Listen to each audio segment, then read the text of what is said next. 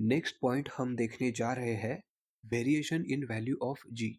Ji means acceleration due to gravity, जिसकी value होती है G is equal to 9.81 metre पर second square, which is considered approximately across the earth, but in reality it will vary depending upon its location on earth's surface, its height, depth, etc. We will discuss all these points one by one for clear understanding. First one is change along the surface of the earth. सबसे पहले मैं आपको अर्थ के बारे में एक fact clear कर देता हूँ। When we see earth it appears spherical, but its true shape is slightly flattened. यानी अर्थ जो है वो स्पेरिकल शेप के साथ साथ थोड़ी चपटी भी है।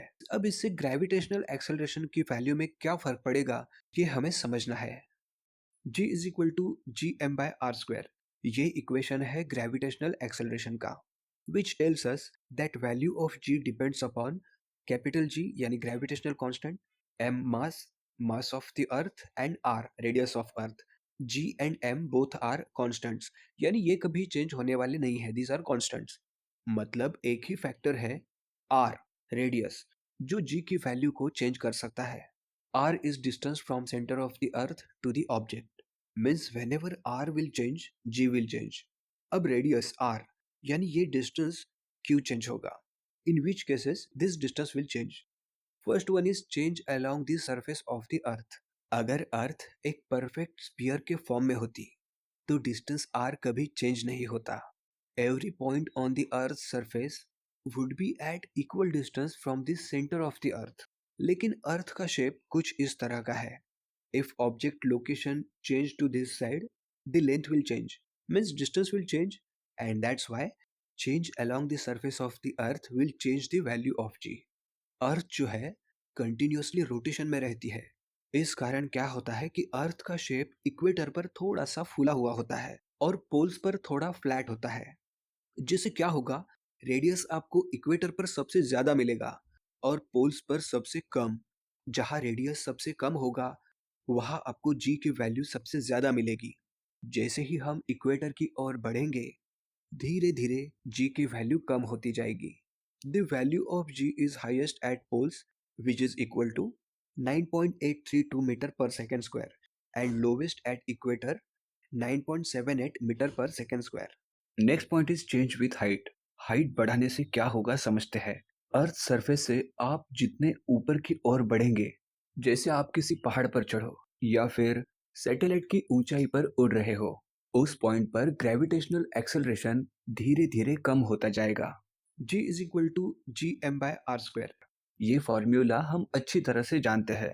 अर्थ सरफेस के ऊपर हाइट जितनी बढ़ेगी वो डिस्टेंस R में ऐड होता जाएगा। G is equal to G M by R plus H square, यानी डिनोमिनेटर बढ़ता जाएगा और G की वैल्यू घटती जाएगी। लेकिन अगर ये हाइट अर्थ रेडियस के कंपैरिजन में बहुत कम है तो ये चेंज निग्लिजिबल होगा। लेट्स से एक प्लेन है जो अर्थ सरफेस से 10 किलोमीटर की हाइट पर उड़ रहा है। अर्थ का रेडियस होता है 6400 किलोमीटर। अब इस हाइट के सामने 10 किलोमीटर की हाइट काफी कम है, यानी निग्लिजिबल है, जिससे जी की वैल्यू में कोई इफेक्ट नहीं आएगा। अब एक दूसरा एग्जाम्पल देखते हैं। Artificial satellite orbiting around the earth. Now this is large change in distance.